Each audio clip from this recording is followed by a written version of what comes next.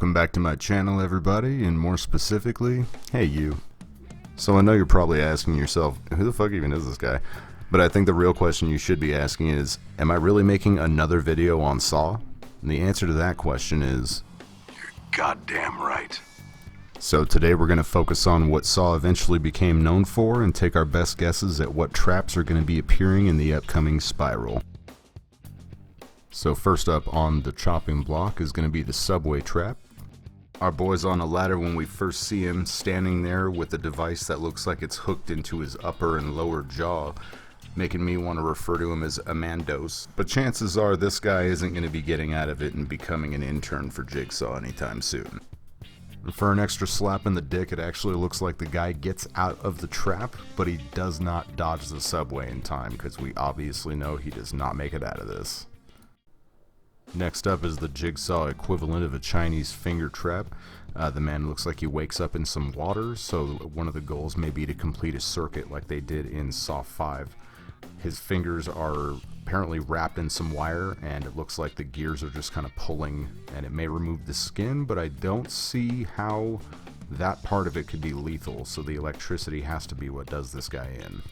Interesting thing about this trap is that one of the prop guys who had actually helped make the movie was sitting in on a scene and had this to say. I did pop in when they were doing the finger trap the other day, and I had to look away. This next trap looks completely vicious, and it's something that I had mistaken for what could have possibly been like in the backstory. This looks like it's actually a bunch of glass that's getting ground up and shot into this guy who's being held in place by chains. No word on who he is or how he got into that or why, but I'll be goddamned if that's not a painful way to go. And this is why I wish I could edit movie trailers, because I feel like they did a clever little thing where they misled us into thinking that the guy who was chained up was getting shot, but I believe it's two different scenes that were just put back to back so that it made it look like he was getting shot.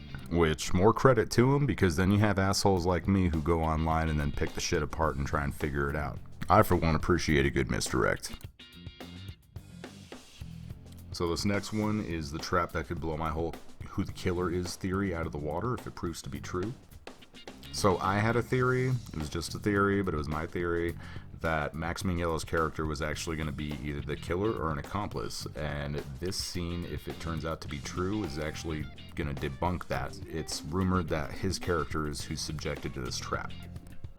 People online are claiming it's Minghella because the badge in the pile of bloody remains matches his badge that was seen elsewhere, but I'm hoping it's a red herring. I swear, I don't know why, I think it's him.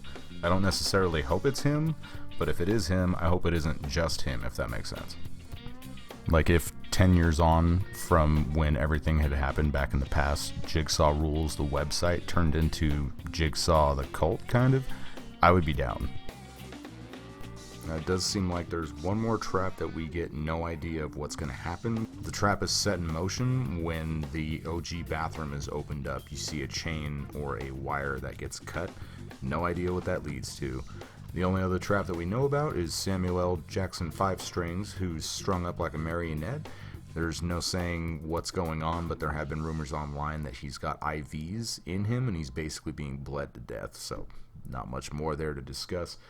Let me know what you guys think as far as if these are accurate, if you think there are more traps that we haven't been shown, which I really hope is the case. I feel like one of the lady cops that's on there, she might be in a trap, and they haven't shown us anything about it. She just seems like she sticks out. When everybody starts watching the very first USB drive in the police station, she seemed like she had been a part of the crew. You know what I mean? Like she might have been culpable in something. Her little guilty face in the back. What'd you do, girl? Go ahead and comment below what you thought she did in the past. Unless you think she's the fucking killer.